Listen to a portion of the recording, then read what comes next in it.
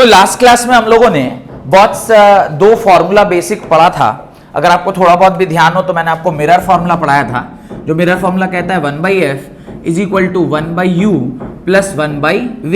It is a relationship between focal length, object distance and image distance. और साथ में मैंने आपको मैग्निफिकेशन का फॉर्मूला पढ़ाया था। Magnification is equal to hi/ho। Magnification क्या है? hi/ho है। और मैग्निफिकेशन का एक और फॉर्मूला बनाया था -v/u के बराबर। तो कुल मिला के तीन फॉर्मूले अगर आपको पता है और आप साइन कन्वेंशन के ज्ञाता हैं, मतलब आपको साइन कन्वेंशन भी पता है, तो आप किसी भी प्रॉब्लम को जो कि आपको मिरर फॉर्मूला के टर्म्स में पूछा जाएगा, आप उसका आंसर बड़ी आसानी से दे पाएंगे। क्वेश्चन लिखिए, an object is 4 centimetre in height. An object is 4 centimeter in height, is placed at 15 centimeter in front of a concave mirror. An object is 4 centimeter in height, is placed at 15 centimeter in front of the concave mirror of focal length 10 centimeter.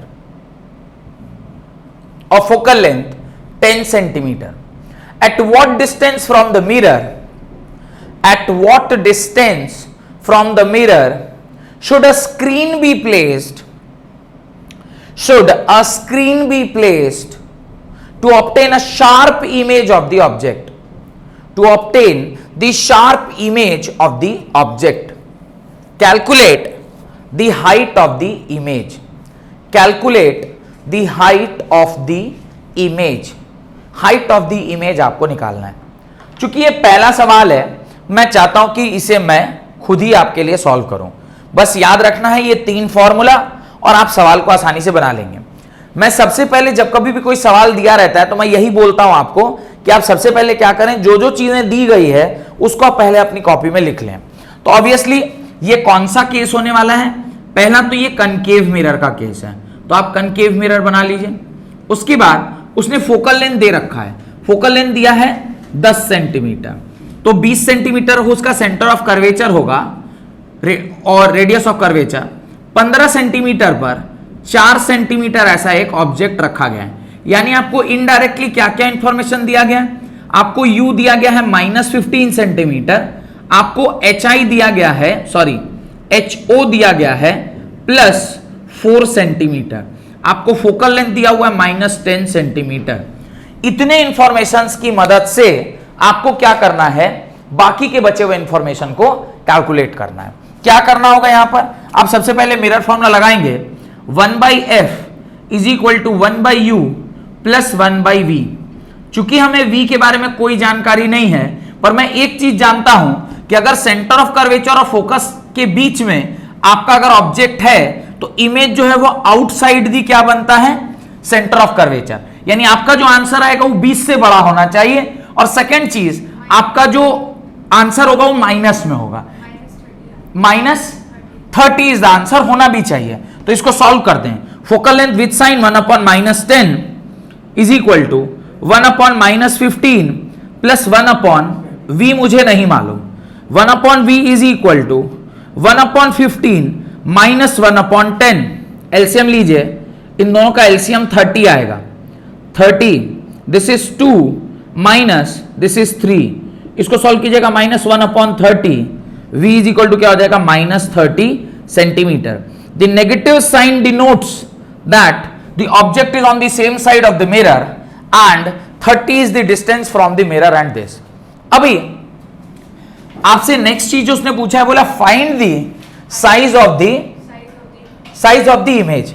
तो magnification का आप दो formula पढ़े हैं। Magnification is equal to -v/u। अब -v that is 30 whole divided by u की वैल्यू कितनी है? -15। सॉल्व कीजिएगा, +30/-15 इज इक्वल टू -2। तो मैग्निफिकेशन क्या निकल के आ रहा है? -2 निकल के आ रहा है। -8 सेंटीमीटर हाइट होगा ऑब्वियसली, क्योंकि ये तो था मैग्निफिकेशन निकाला। अब हम ये वाला फॉर्मूला यूज करेंगे in order to find the distance, कि कितना हाइट है। Magnification is equal to hi/ho। Magnification is -2, hi आपको निकालना है HO आपको 4 सेंटीमीटर दिया गया है. From here HI is equal to -2 into 4 that is -8 centimetre. तो आपसे जो जो क्वेश्चन पूछा गया था वो सारा आपने आंसर दे दिया. Hope you are getting it कि किस प्रकार से इस तरह के सवाल को सॉल्व किया जाता है. Got it? सिंपल है. पर मैंने क्या कहा था, एक ऐसा सवाल कराऊंगा जिसमें सारे रिलेशनशिप आपको दिखाई दे रहे होंगे और मेरे ख्याल से सारे रिलेशनशिप इसमें यूज हो रहे हैं. अगला एक और सवाल लिखिए जहां पे इसी प्रकार का कुछ कुछ चीज आपको देखने को मिलेगा, जहां पे ये सारे रिलेशनशिप आपको यूज करने को मिलेंगे. राइट? क्वेश्चन लिखिए. An object of height 1.2 centimetre, an object of height 1.2 centimetre is an object of height 1.2 centimeter is placed before a concave mirror of focal length 20 centimeter, focal length 20 centimeter, so that a real image is formed at a distance of 60 centimeter from it. An object of height 1.2 centimeter is placed before a concave mirror of focal length 20 centimeter, so that a real image is formed at a distance of 60 centimeter from it. Find the position of the object. Find the position of the object. What will be the height of the image formed? What will be the height of the image formed? तो अभी आपको object height दे दिया, focal length दे दिया और real image कितनी दूरी पर बना है ये दे दिया. दिस टाइम उसने ऑब्जेक्ट डिस्टेंस नहीं दिया है.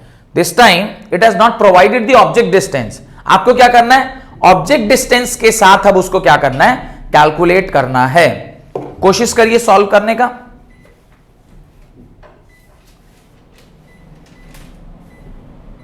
कोशिश करिए सॉल्व करने का. जो क्वेश्चन मैंने बोर्ड पर बनाया उसे मिटा रहा हूं ताकि अगला सवाल सॉल्व कर दिया जाए. और ये तीनों फॉर्मूला आपने लिख लिया है ना अपनी कॉपी में. ये बहुत इंपॉर्टेंट है तीनों फॉर्मूले, इनको थोड़ा ध्यान से अपनी कॉपी में लिखिएगा. और एक क्वेश्चन और करेंगे जिसमें आप कन्वेक्स मिरर का एक एग्जांपल कराऊंगा, सो दैट कि आपको कनकेव मिरर के साथ साथ कन्वेक्स मिरर का भी ज्ञान होता जाए. अब ये कनकेव मिरर का केस है. ऑब्जेक्ट डिस्टेंस दिया हुआ है, ऑब्जेक्ट डिस्टेंस आपको फाइंड करना है, इमेज डिस्टेंस दिया हुआ है. काफी अच्छा एक सवाल है, कोशिश करिए सॉल्व करने का. तब तक मैं एक कन्वेक्स मिरर का सवाल देखता हूं जहां पे आपको एक कन्वेक्स मिरर का क्वेश्चन कराया जाए. Image height is -2.4 and you is -30. Correct answer, exactly correct. तो आप समझ पा रहे हैं कि इस तरह के सवाल कितने सरल होते हैं अगर आपको कॉन्सेप्चुअल अंडरस्टैंडिंग है. वापस से उसने क्या बोला है? कनकेव मिरर ही है तो कनकेव मिरर ही बना लीजिए. शायद मेरे ख्याल से उसको फोकल लेंथ दिया हुआ है, तो फोकल लेंथ f कितना दिया है? 20 सेंटीमीटर दिया हुआ है. और ऑब्जेक्ट जो है वो 60, यानी इमेज जो है वो 60 पर है. 60 मींस यहां से डबल हो गया 40 और 40 का डबल 60, तो ऑलमोस्ट यहां पर आपका इमेज यहां से 60 सेंटीमीटर की दूरी पर बनाया गया है. दिस इज v के बराबर, दिस इज f. f आप क्या लोगे? -20 centimetre. v will be -60 centimetre. Formula होता है 1/f is equal to 1/u plus 1/v के बराबर. 1/f -20 is equal to 1/u that is -60 plus 1/v. उल्टा लिख दिया क्या? 1/u नहीं पता, 1/v पता है that is -60. 1/u is equal to 1/60 minus 1/20. इसका एलसीएम लीजिए 60. 1 time -3. 1/u is equal to -2/60. u is equal to क्या आएगा? u will be equal to -30 centimetre. Minus sign denote कर रहा है कि u कहां पर होगा? ये अगर 40 है तो u एग्जैक्टली कहीं पर यहां पर होगा, और ये भी same side of the mirror है, इसलिए ये u इज इक्वल टू क्या आ रहा है? 30 centimetre which is on the same side. Next उसने बोला मैग्निफिकेशन के बारे में. तो आपको हाइट दिया हुआ है, height of the image. Image का हाइट दिया है, ऑब्जेक्ट का हाइट दिया है. देख लीजिए, एन ऑब्जेक्ट का हाइट है. तो HO आपको कितना दिया हुआ है? 1.2 सेंटीमीटर. चलिए, मैग्निफिकेशन का फॉर्मूला क्या होता है? -v/u minus of minus v कितना था -60 और u आपने कितना कैलकुलेट किया -30, यह आ गया +60 बाई -30, सॉल्व कीजिएगा आएगा -2, मैग्निफिकेशन क्या आ गया -2 आ गया।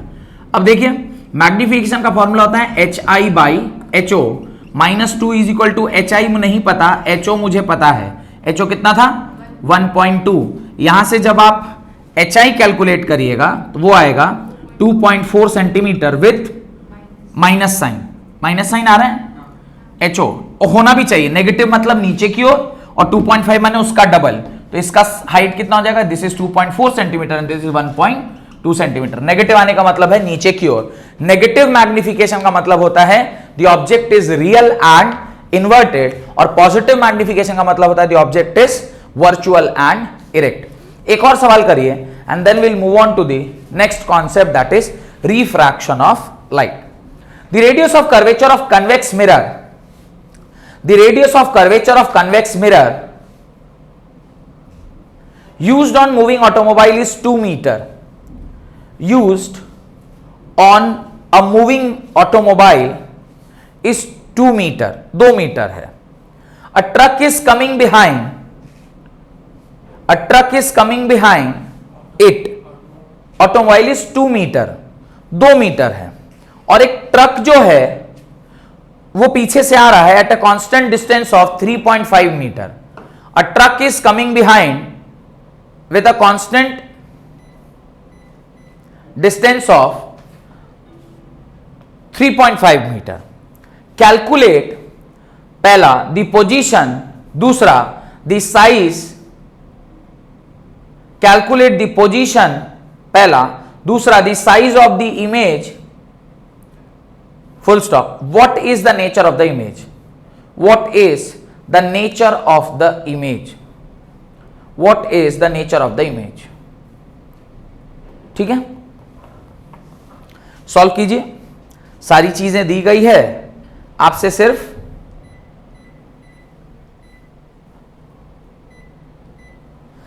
सिर्फ कन्वेक्स मिरर का केस है, याद रखिएगा। कन्वेक्स मिरर के केस में थोड़ा सा कन्वेंशन में परिवर्तन हो जाता है, और कन्वेक्स के केस में ऑलवेज जो हमारा इमेज होता है वो ऑलवेज क्या होता है, डिमिनिश्ड ही आता है, ऑलवेज क्या होगा, छोटा ही आएगा। ये तो आपको पता होगा, क्यों, क्योंकि size always smaller than the object होता है। अब ये मान लीजिए आपका कनकेव मिरर है, इस प्रकार का आपका कनकेव मिरर था, इस कनकेव मिरर पर एक ट्रक इस प्रकार से आ रहा है, ये आपका ट्रक है, ये आपका ट्रक है जो इस प्रकार से आपको दिख रहा है, यहाँ पे एक ट्रक भाई साहब बैठे हुए हैं, ये ट्रक से जो मिरर की दूरी है वो 3.5 मीटर है, और रेडियस ऑफ कर्वेचर कितना दिया हुआ है, 2.0 metre. If r is 2.0 metre means f is r by 2, that is 2.0 by 2, that is 1.0 metre, यानी फोकल लेंथ आपको कितना दिया हुआ है, 1 मीटर का दिया हुआ है। If the focal length is 1 metre, this will be positive और नेगेटिव, तो फोकल लेंथ क्या होगा, पॉजिटिव 1 मीटर होगा, बिकॉज फोकल लेंथ इस तरफ होता है, दिस इज फोकल लेंथ, तो ये होगा 1 मीटर, फोकल लेंथ पॉजिटिव, पर u आपका क्या होगा, u will equal to -3.5 metre, ये आपका क्या हो जाएगा, नेगेटिव। इसमें मेरे ख्याल से आपको कोई डाउट नहीं होना चाहिए। अब जब आप इस फॉर्मूले में ये सारी चीजें डालेंगे तो आपको आंसर निकल के आ जाएगा। आपको v निकालना है, 1/v इज इक्वल टू होता है 1/f प्लस 1/u, ये फॉर्मूला है। यहां से अगर मैं 1/v निकालना है तो मैं लिखूंगा 1/f माइनस 1/u, 1/f यानी 1/1 माइनस 1/u माने -1.3.5, यानी 1 minus plus 1/3.5, that is 3.5 plus 1/3.5, solve कीजिएगा, 4.5/3.5, ये आएगा 9/7, 0.7 नहीं, बड़ा होगा, 1 से बड़ा आएगा। अच्छा, अभी तो ये 1/v है, और आप v जब निकालेंगे तो आएगा 7/9, 7/9 आएगा तो ये आएगा 0.77 मीटर। तो v आपका निकल के आ गया, v is equal to 0.77 metre. और ये होना भी चाहिए था, क्यों? क्योंकि ऑलवेज इमेज जो है वो फोकस और पोल के बीच में बनता है, और यहां से अगर यहां की दूरी 1 मीटर है तो ऑब्वियसली अगर इसके बीच में बनेगा तो वो इससे क्या होना चाहिए, छोटा होना चाहिए था। Then comes magnification. मैग्निफिकेशन होता है minus v by you. Minus v कितना निकल के आया, माइनस ऑफ 0.77 बाई u कितना दिया हुआ है, माइनस 3.5। इसको भी जरा सॉल्व कीजिए, 0.77 बाई 3.5 ये कितना आ रहा है? जब आप इसे सॉल्व करेंगे तो मेरे ख्याल से आता है 0.22, यह आया है 0.22, पर ये पॉजिटिव आ रहा है। इसका क्या मतलब है? पॉजिटिव का मतलब होता है the image is virtual image. पर सिर्फ वर्चुअल इमेज से काम चलने वाला नहीं है, ये काफी छोटा बनेगा। क्यों? क्योंकि इसकी वैल्यू 1 से काफी छोटी है। तो हाईली डिमिनिश्ड कैसा बनेगा? हाईली डिमिनिश्ड, बहुत छोटा बनेगा, हाईली डिमिनिश्ड। और सेकेंड चीज आपसे ये पूछ रहा है कि v की वैल्यू क्या है, तो 3 आंसर हो गए, पहला, दूसरा और तीसरा। The distance, the image distance is equal to 0.77 metre. यही 3 बातें शायद आपको सवाल में पूछी गई हैं, जो आपने आंसर भी कर लिया होगा। इस प्रकार से लगभग सारे टाइप का प्रॉब्लम मैंने आपको करवा दिया है और कुछ भी रह नहीं जाता है। देन हेडिंग डालिए, refraction of light. Refraction of light बहुत बहुत बहुत इंपॉर्टेंट कॉन्सेप्ट इसलिए भी है क्योंकि पूरा का पूरा जो लेंस है या जो हम लोग जो देखते हैं, ये सब कुछ ना कहीं क्या है, रिफ्रैक्शन ऑफ लाइट ही है। जो चीजें हम देख पा रहे हैं अपनी आंखों के लेंस की मदद से, और लेंस के अंदर होता है रिफ्रैक्शन। तो जो चीज हम दुनिया इतना सुंदर जो देख पा रहे हैं वो उसी लेंस की वजह से, जिस लेंस की पढ़ाई अभी हम करने वाले हैं। और इससे ही कई सारी चीजें और जुड़ जाती हैं, जैसे कि आदमी को कौन कौन तरह का बीमारी होता है। तो अगर बीमारी नहीं होता तो फिर ये चश्मा जो आपके आंखों पर लगा हुआ है, ये चश्मा कैसे आता? तो कहीं ना कहीं वो चश्मा भी क्या है, एक लेंस ही है। That is also type of lens. इसलिए आप कई बार देखे होंगे चश्मा को लेंसेज भी बोलते हैं। Why they are called as lenses? Because these are lens only. Either it can be a concave lens or it can be a convex lens. Sometimes in very rare cases it is cylindrical lens. क्योंकि कुछ लोग यहाँ जैसे +5.0 -5.0, तो इस तरफ से देखिए तो उस तरफ आंख ही इतना बड़ा बड़ा दिख रहा है। कई बार ऐसे भी आप बच्चे को देखे होंगे कि इधर से जब आप देख रहे हैं तो उसका आंख इतना बड़ा बड़ा दिख रहा है। तो वो सिलेंड्रिकल लेंस का कमाल रहता है कि ऐसा चमत्कार ही। कुछ लोगों को दोनों तरह की बीमारी होती है, शॉर्ट साइटेडनेस भी हो जाता है, लॉन्ग साइटेडनेस भी हो जाता है, तो फिर तबाही है। तो ये सब बीमारी भी हम लोगों को डिटेल में पढ़ना है, जो मैं ही आपको पढ़ाऊंगा। हेडिंग डालें, रिफ्रैक्शन ऑफ लाइट। अब रिफ्रैक्शन का क्या मतलब होता है, शायद मैंने पहले लेक्चर में आपको बताया होगा कि रिफ्रैक्शन का बेसिक जो मतलब है वो यही है कि जब कभी भी लाइट रे किसी एक सरफेस पर गिरती है और गिरकर उसके साथ 2 ही फेनोमेना होता है, या तो वो लाइट रे वापस अपने मीडियम को चली जाएगी और एल्स वो उस मीडियम को क्रॉस करके दूसरे मीडियम में प्रवेश कर जाएगी। If the light ray goes back to its own medium, जहां से वो आया था, तो वो रिफ्लेक्शन फिनोमेना हो जाता है। पर if the light ray crosses the medium and goes to the next medium, then it is a refraction of light. अगर मैं ये कह रहा हूं कि सपोज करिए कोई बच्चा उधर अगर बैठा है, सपोज उस क्लास में बैठा है, और वो उस बच्चे को मैं देख पा रहा हूं, तो वहां से जो रिफ्लेक्टेड रे चला होगा वो पहले इस ग्लास से टकराया होगा, इस ग्लास को चीरते हुए मेरी आंखों तक पहुंचा है। तो कहीं ना कहीं वो बच्चा, मैं देख पा रहा हूं, रिफ्लेक्टेड रेस तो काम कर ही रहे हैं, साथ साथ रिफ्रैक्टेड रेस भी वहां पर काम कर रहे होते हैं। तो रिफ्रैक्टेड रे का डेफिनेशन लिखिए, the bending of ray of light, the bending of ray of light, the bending of ray of light when it passes from one media to another, when it passes from one medium to another is called refraction of light, is called refraction of light। और जब कभी भी refraction होता है किसी surface के ऊपर, तो वो दो ही केसेस वहां पर हम लोग पढ़ते हैं। वन इज जब रे एक ऑप्टिकली डेंसर मीडियम से ऑप्टिकली रेयरर मीडियम में जाता है तो एक फेनोमेना होता है, और जब कोई रेस ऑप्टिकली रेयरर मीडियम से डेंसर में गया तो एक फेनोमेना होता है। तो दोनों आप लोग ऑलरेडी थोड़ा बहुत जानते ही होंगे। उससे पहले मैं चाहता हूं कि एटलीस्ट आप ये देखें कि अगर ये मेरा सरफेस है और यहां से कोई रे ऑफ लाइट आ रही है, ये मैंने आपसे कहा होगा कि जो सरफेस के परपेंडिकुलर एक लाइन होती है उसको हम लोग क्या बोलते हैं, नॉर्मल बोलते हैं। तो जब कभी भी ये लाइट रे यहां से आई, अगर सेम मीडियम में चली गई होती कुछ इस प्रकार से, तो इसे क्या बोलते थे, रिफ्लेक्टेड रे बोलते थे। This is called as reflected ray. Always इसको हम लोग क्या कहते हैं, इंसिडेंट रे ही बोलते हैं, क्योंकि ये आकर उस सरफेस पर इंसिडेंट कर रहा है, टकरा रहा है। लेकिन यहां से अगर ये सरफेस नहीं होता, अगर ये यहां पर क्या सरफेस नहीं होता, तो ये इस प्रकार से चली जाती, जिस रास्ते से आई थी उसी रास्ते से निकल रही होती। लेकिन इस सरफेस के होने की वजह से इसके साथ दो चीजें हो सकती है, या तो ये अपने रास्ते से इस तरफ बेंड करेगा, या ये अपने रास्ते से इस तरफ बेंड करेगा। कब ये इस रास्ते से इस तरफ बेंड करता है और कब इस तरफ बेंड करता है, उसको हम लोग समझते हैं। तो इसको मैं एक फोटो में नहीं बना के दो फोटो में बनाता हूं, सो दैट कि आप कंफ्यूज ना हो।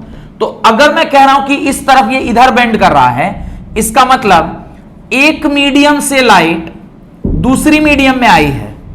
एक मीडियम से लाइट किसनी मीडियम में गई है, दूसरी मीडियम में। This is one medium and this other medium. What do mean by medium, हवा एक मीडियम है, ग्लास एक मीडियम है, ऑयल एक मीडियम है, पानी एक मीडियम है। खास करके बेस्ट एग्जांपल जो आप देख कह सकते हैं वो है जब आप एक्वेरियम देखते हैं।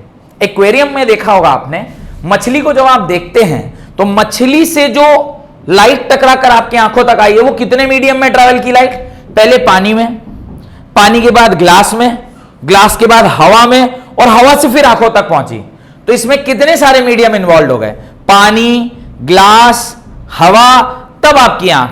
तो ऐसे जब कभी भी लाइट रे कई सारे मीडियम्स को ट्रैवल करता है तो उसका रास्ता थोड़ा सा क्या हो जाता है, बदल जाता है। और वो जो बदलाव है रास्ते का, that is only called as refraction of light. उसी को हम लोग क्या बोलते हैं, रिफ्रैक्शन ऑफ लाइट बोलते हैं। तो कई बार अगर इस मीडियम को आप रेयरर मीडियम बोल रहे हैं, इसको क्या बोल रहे हैं, रेयरर मीडियम। क्या होता है रेयरर मीडियम, इसके बारे में अभी हम लोग चर्चा नहीं कर रहे हैं। अगर ये रेयरर मीडियम है और अगर ये डेंसर मीडियम है, तो जब कभी भी लाइट रेयरर से डेंसर आती है, it bends towards the normal, it bends towards the normal, वो नॉर्मल की ओर बेंड कर जाती है, टुवर्ड्स द नॉर्मल।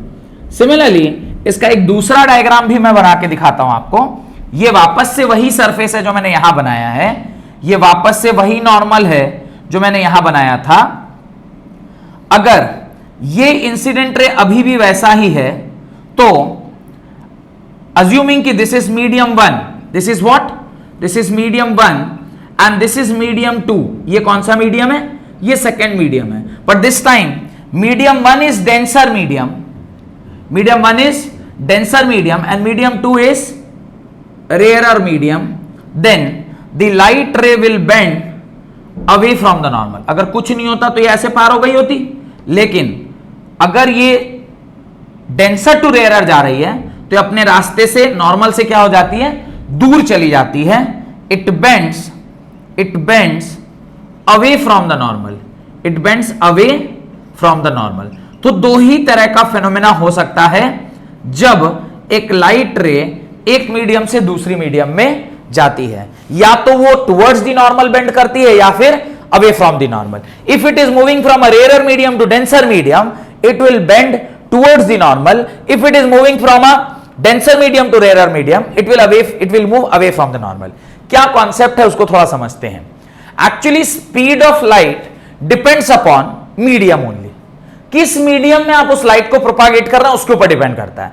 किस मीडियम मतलब मीडियम का अपना अपना एक डेंसिटी है, या मैं बोलूं एक तरीके का उनका एक पावर है जिस पावर से वो लाइट को प्रोपागेट करा सकता है। अगर मान लीजिए मैं लाइट को बड़ी फ्रीली प्रोपागेट करने के लिए दे रहा हूं तो वहां पे लाइट फास्टर मूव करेगी, और अगर लाइट फास्टर मूव करती है और वहां पे उसको रुकावट कम मिल रहा है तो उसकी स्पीड बढ़ जाती है, और स्पीड बढ़ेगा तो अवे फ्रॉम दी नॉर्मल होगी। तो जहां कहीं भी स्पीड ज्यादा होती है उसको हम क्या बोलते हैं? Rarer medium. और जहां कहीं भी स्पीड कम होती है उसको क्या बोलते हैं? Denser medium. डेंसर मीडियम में स्पीड कम होने की वजह से वो किधर आ जाता है? Towards the normal. वेयर जब आप रेयरर मीडियम में रहते हो तो उसकी टेंडेंसी क्या होती है? Towards the away from the normal. इसको ऐसे समझिए, मान लीजिए यहां से आपको जाना है आसियाना चौक। जो लोग जमशेदपुर के हैं वो लोग समझ पा रहे हैं मैं क्या बोल रहा हूं कि आसियाना चौक किसे कहते हैं। यहां से सालीग्राम तक जो आप गए, यहां से आप सालीग्राम तक गए, ये पूरा भीड़ भाड़ वाला इलाका है। यहां पे गाड़ी चलाना बड़ी मुश्किल काम है। स्कूटी तो फिर भी ठीक है, कार से अगर आप निकले हैं it may take 20 minutes to half an hour of time यहां से सालीग्राम पहुंचने में। सालीग्राम से दूरी आसियाना ट्रेड सेंटर की उतनी ही है जितनी यहां से सालीग्राम की है, but there you can reach in only 5 minutes. That भी ज्यादा बोल दिया, 3 मिनट में भी आप पहुंच सकते हैं, क्योंकि दूरी में दोनों में अंतर नहीं है। The only difference is here the density is more, number of cars on the road is more, whereas the road जो है वो क्या है? पतला है, जिसकी वजह से आपको ज्यादा टाइम लग रहा है। तो आप ज्यादा तेज यहां चला पा रहे हैं या वहां चला पा रहे हैं? ऑब्वियसली जब आप सालीग्राम से कहां जा रहे होंगे? आसियाना ट्रेड सेंटर, आप गाड़ी तेज चलाएंगे क्योंकि वहां एनएच है, एनएच पर गाड़ी बड़ी तेज भागती है। तो अगर रुकावट रास्ते का कम है तो आपकी स्पीड बढ़ रही है घट रही है? ऑब्वियसली बढ़ रही है। और अगर आपके रास्ते का रुकावट ज्यादा है तो ऑब्वियसली आपकी स्पीड घट रही है। जब आपकी स्पीड घटती है तो आप जो ओरिजिनल रास्ते से जा रहे हैं, स्पीड घटने पर आप टुवर्ड्स द नॉर्मल झुक जाते हैं। आप स्पीड धीरे हो गई तो आप टुवर्ड द नॉर्मल बेंड कर गए, और अगर आपको एकदम खुला छोड़ दिया जाए तो आप अवे फ्रॉम द नॉर्मल भाग जाते हैं। तो याद रखिएगा, whenever the light ray travels from rarer to denser, denser medium में it will bend towards the normal, because denser medium में जो स्पीड ऑफ लाइट है वो क्या हो जाता है? धीरे हो जाता है। इसको समझेंगे, रिफ्रैक्टिव इंडेक्स करके कॉन्सेप्ट है, उस कॉन्सेप्ट में और डिटेल में समझेंगे। वेयर एज जब आप light ray travels from a denser medium to rare medium, the speed of light increases and the bending of light is away from the normal. तो लिखें two cases of refraction, two cases of refraction. अच्छा, refraction of light का आपने क्या definition लिखा? एक बार ध्यान से पढ़िए। It is the bending of ray of light when it passes from one medium to another. Bending कितने प्रकार से हो सकती है? 2 प्रकार से, या तो टुवर्ड्स द नॉर्मल बेंड होगी या फिर away from the normal, depending upon कि आप किस मीडियम से लाइट को किस मीडियम में लेकर जा रहे हैं। तो लिखें टू केसेस ऑफ रिफ्रैक्शन। पहला लिखें a ray of light when moves from an optically rarer medium to optically denser medium. A ray of light moves from optically rarer medium to optically denser medium. Rarer to denser. Rarer, you can take an example of rarer as air, and you can take an example of denser as glass. Glass is a denser medium, whereas air is a rarer medium. तो क्या होगा? The light ray will bend towards the normal. The light ray will bend towards the normal. The light ray bend towards the normal. और उसके नीचे आपको पहला photo बना लेना चाहिए। एक छोटी सी चीज जो मैं नहीं बताया वो क्या है, उसको जरा ध्यान से देखिए। ये जो एंगल है, this angle is called as angle of incidence, और ये जो एंगल है this is called as angle of refraction. तो यहां पर मैं साइड में लिख देता हूं, आप लोग वहीं पे लिख लीजिएगा। Angle I is angle of incidence, this is angle of incidence, whereas angle R is equal to angle of refraction, angle of refraction. I is the angle of incidence and R is the angle of refraction. तो ये दो जो point है वो भी आपको पता होना चाहिए। And this surface is sometimes also referred as interference, sorry हाँ interference, this is interference, this is also known as interference. तो ये इंटरफेरेंस या इंटरफेस भी बोलते हैं, दो मीडियम का जो मिलन है जहां पर हो रहा है। अच्छा, इस रे का नाम क्या होगा? इंसिडेंट रे, और इस रे को क्या बोलेंगे? रिफ्रैक्टेड रे। तो ये शायद मैं लिखना भूल गया था, इसको आप लिख लीजिएगा। This ray is known as refracted ray. This ray is only known as refracted, FRACTED, refracted ray. This is refracted ray. तो इस फिगर में मैंने तीनों रे दिखाए हुए, incident ray, reflected ray and refracted रे। और एक चीज मैं आपको अगर बोलूं तो आपको समझ में आएगा, अगर मैं बोलूं डेल्टा किसको बोलते हैं, व्हाट इज डेल्टा? डेल्टा होता है angle of deviation. Delta is angle of deviation. Deviation, angle of deviation का क्या मतलब होता है? अगर कुछ नहीं होता तो ये ऐसे चला गया था, लेकिन ये इतने एंगल से क्या कर गया, डेविएट कर गया। भाई अगर कुछ नहीं होता तो ऐसे जाता, लेकिन इतने एंगल से नहीं, इतने एंगल से खिसक गया, तो ये होता है angle of deviation. Deviation from its original path, कितने एंगल से डेविएट कर गया। तो जिस पाथ पर जा रहा था उससे जहां जा रहा है उसके बीच का जो एंगल होता है उसको क्या बोलते हैं, एंगल ऑफ डेविएशन। यहां से एक और रिलेशनशिप आ जाता है। क्या रिलेशनशिप आता है? ये दोनों वर्टिकली अपोजिट एंगल, ये वर्टिकली अपोजिट एंगल, क्या एक रिलेशनशिप में ऐसा लिख सकता हूं, angle I is equal to R plus delta. Vertically opposite angles are equal, ये vertically opposite angles are equal, तो ये पूरा एंगल इस पूरे एंगल के बराबर होगा, यानी I is equal to R plus delta होगा। इसके ऊपर अगर छोटा मोटा न्यूमेरिकल आपसे पूछ लेगा तो नहीं बता पाएंगे। चलिए, पहला केस में मैंने बहुत सारी चीजें आपको बता दी है, सारा को अपने कॉपी में लिखिए, उसके बाद रखिए केस नंबर 2। इसके अंदर क्या क्या मैं एक बार रिवाइज करा देता हूं। जो रेयर मीडियम है उसके जगह पे मैंने एयर लिया है, जो डेंसर मीडियम है उसके जगह पे मैंने ग्लास लिया है। This is angle of incidence, this is incident ray, this is reflected ray, this is angle of deviation, this is refracted angle of refraction, this is reflected ray. और when a right ray travels from a rarer medium to denser medium it bends towards the normal। इतनी सारी बातें आपको पहले part में लिखना है। Case number 2, a ray of light when moves from a ray of light when moves from optically denser medium to optically rarer medium, a ray of light when moves from optically denser medium to optically rarer medium, movement from glass to air, movement from glass to air, then the ray of light bends या moves away from the normal, the ray of light bends या moves away from the normal, away from the normal। और जब मैं इस case की बात करूंगा तो आपको एक चीज और क्लियर होना चाहिए, यहां पर इसे क्या बोलेंगे, angle I, and this whole angle is what, this is angle R, this is what, deviation. यहां पर अच्छा, इस केस में ये कह सकता हूं कि angle I is greater than angle R.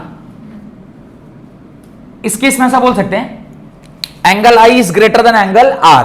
Whereas इस केस में ये बोलूंगा angle I is less than angle are.